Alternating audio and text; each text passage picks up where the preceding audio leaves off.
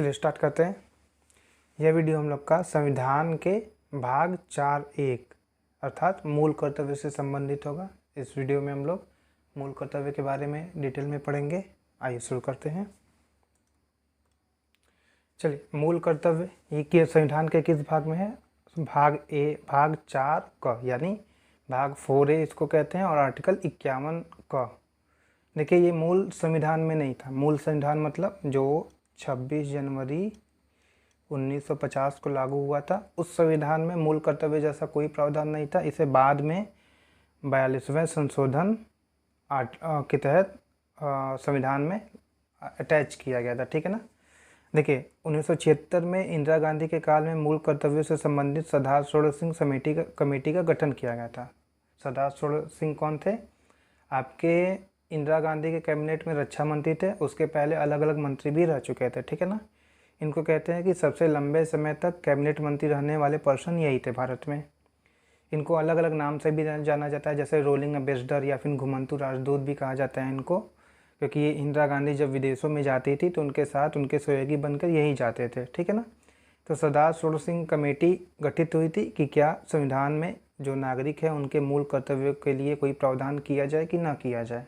इस संबंध में 1976 में सरदार सरोवर सिंह कमेटी का गठन किया गया था। इस कमेटी में आपके 12 सदस्य थे और इस कमेटी के अध्यक्ष थे सरदार सरोवर सिंह, इसलिए इसको सरदार सरोवर सिंह कमेटी भी कहते हैं। और इसकी सिफारिश पर ही जो 42वां संशोधन 1976 हुआ, इसे मिनी संविधान भी कहते हैं। ठीक है।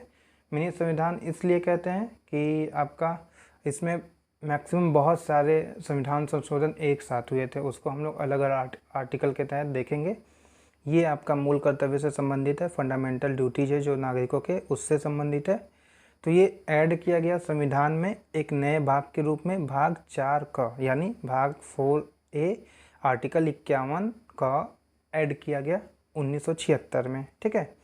तो देखिए, इस समिति ने क्या किया, 8 मूल कर्तव्यों को जोड़ने का सुझाव दिया। ठीक है, सरकार को, कि इसके लिए विधेयक लाइए संविधान संशोधन करने के लिए, और उसमें क्या कि नागरिकों के लिए 8 मूल कर्तव्यों को जोड़ने की सिफारिश की। अब क्या हुआ, 1976 में 42वें संशोधन द्वारा 10 मूल कर्तव्यों को भाग 4.1 आर्टिकल 51A के नाम से संविधान में जोड़ दिया गया।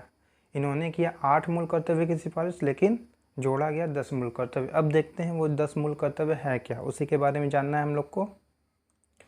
देखिए, वो 10 मूल कर्तव्य आपके यहाँ से लाइन से दिए हैं। पहला कर्तव्य क्या है, संविधान का पालन करना, यानी संविधान में जो नियम बताए गए हैं नागरिकों के लिए उसका पालन करना। राष्ट्रीय ध्वज का सम्मान करना, राष्ट्रगान का सम्मान करना। राष्ट्रध्वज के सम्मान के संबंध में आपको है इंडियन फ्लैग कोड यानी भारतीय ध्वज संहिता के नाम से एकदम डिटेल में है कि राष्ट्रध्वज जो तिरंगा है, राष्ट्रीय ध्वज है, उसके संबंध में आप क्या कर सकते हैं क्या नहीं कर सकते हैं, जिससे उसका सम्मान होता है या फिर असम्मान। ठीक है। राष्ट्रगान का सम्मान करना। दूसरा है जो स्वतंत्रता संग्राम, राष्ट्रीय आंदोलन और देशभक्तों का आदर सम्मान करना। अक्सर आपने देखा होगा कि जो नेता लोग होते हैं, स्वतंत्रता सेनानी होते हैं, उनको किसी न किसी तरह से मिलते रहते हैं। ठीक है ना। इवन आपको जो स्वतंत्रता सेनानी होते हैं, फ्रीडम फाइटर, उनको रिजर्वेशन भी मिला रहता है। आपको जो सरकारी जॉब में रहता है, उनके जो वंशज होते हैं, जैसे उनके बेटे हो गए, उनके पोते हो गए, इन लोग को देश की रक्षा करना, आहूत करने पर राष्ट्रीय सेवा करना, यानी आहूत करने पर, एग्जाम्पल के लिए जैसे वार हो गया। ठीक है ना। अब आपके देश में सैनिक हारने लगे, कमज़ोर होने लगे, तो सरकार क्या करेगी, नागरिकों को आहूत करेगी, आप भी सपोर्ट कीजिए, आप भी फ्रंटियर जो लाइन है उस पर आके लड़िए एज ए आपके सैनिक के रूप में। तो इस कंडीशन में आपको करना होगा देश की रक्षा के लिए, क्योंकि अगर विदेश आपके देश पे कब्जा कर लिए तो गुलामी बन जाएंगे। उसके बाद आता है एकता, अखंडता और बंधुत्व की भावना रखना, यानी किसी ऐसे एक्ट में आप इंक्लूड ना हो जो देश को नुकसान करे, उसके सद्भावना को नुकसान करे, उसकी अखंडता को नुकसान करे या फिर भाईचारे को कमी करे। एग्जाम्पल के लिए सांप्रदायिक हिंसा में शामिल ना हो। ठीक है ना। सांस्कृतिक परंपरा को समझना और संरक्षण करना, वैज्ञानिक दृष्टिकोण रखना। सातवां, सार्वजनिक संपत्ति की सुरक्षा करना। ठीक है ना। इसमें ये आपका एग्जाम्पल के लिए है कि सार्वजनिक संपत्ति की सुरक्षा करना। एग्जाम्पल के लिए रोड हो गया, रोड पे लगा जो लाइट हो गया, सरकारी संपत्ति हो गई। ठीक है ना। तो इसकी सुरक्षा करना ये कंपलसरी नहीं है, लेकिन इसका मतलब ये भी नहीं है कि आप उसे नुकसान कर सकते हैं। अगर नुकसान करेंगे तो सार्वजनिक संपत्ति नुकसान के जो अधिनियम होते हैं उसके तहत आपके ऊपर कार्रवाई भी होगी। उसके बाद सामाजिक विकास में सहयोग करना, ठीक है ना, पर्यावरण संरक्षण करना, ये भी आपका मौलिक कर्तव्य है। और स्त्रियों का सम्मान करना और भेदभाव न करना, यानी लिंग के आधार पर विभेद न करना, ठीक है। तो ये 10 आपके मूल कर्तव्य जोड़े गए थे 42वां संशोधन 1976 के द्वारा 1976 में। लेकिन वर्तमान में आपका 11 मूल कर्तव्य है, ठीक है ना। एक मूल कर्तव्य आपको बाद में 2002 में जोड़ा गया था, वो क्या करते कौन सा है देख लेते हैं। देखिए 11वां मूल कर्तव्य है 6 से 14 वर्ष के बालकों को शिक्षा का अवसर प्रदान करना, यानी जो शिक्षा का अधिकार है उसी को इसमें भी इंक्लूड किया गया नागरिकों को कर्तव्य के रूप में कि 6 से 14 वर्ष के बालकों को निःशुल्क और अनिवार्य शिक्षा प्रदान करना।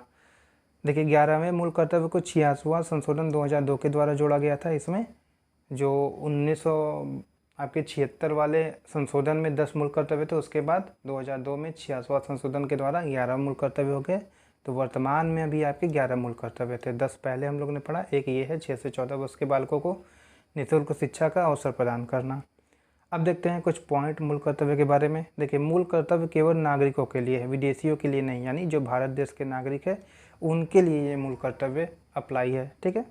जैसे एग्जाम्पल के लिए जो नागरिकता पार्ट में हम लोगों ने पढ़ा था कि आर्टिकल 15, 16, 19, 15, 16, 19, 29 और 30 ये केवल नागरिकों को अधिकार प्रदान करते हैं, विदेशियों को नहीं। तो इसी तरह मूल कर्तव्य केवल भारत के नागरिकों के लिए, विदेशियों के लिए नहीं। विदेशियों के लिए कंपलसरी नहीं है कि आप देश की रक्षा करें, ठीक है ना। जाहिर सी बात है, विदेश में जाकर विदेशी की रक्षा कौन करेगा अगर विदेशियों के लिए है तो।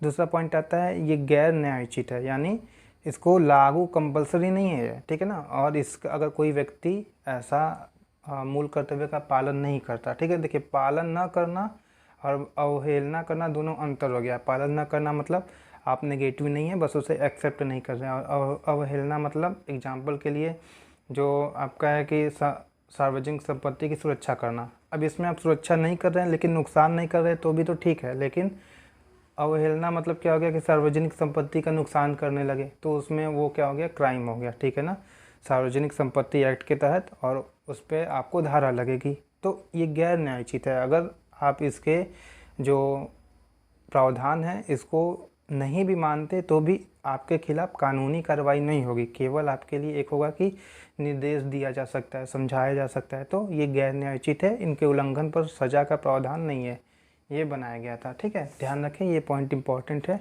ये भी पॉइंट इंपॉर्टेंट है। और जो 11वां मूल कर्तव्य ये अक्सर पूछता है कि 11वें मूल कर्तव्य कौन सा है और किस संशोधन के द्वारा आपको ऐड किया गया था बाकी के मूल कर्तव्य में। उसके बाद ये सबसे इम्पोर्टेंट है कि किस कमेटी के द्वारा आपका सरदार सरोवर सिंह कमेटी के द्वारा मूल कर्तव्य का गठन किया गया था। किस भाग में है, भाग 4 क के नाम से है, यानी भाग 4A के नाम से, और आर्टिकल 51A या 51 क के नाम से मूल कर्तव्य को जोड़ा गया था।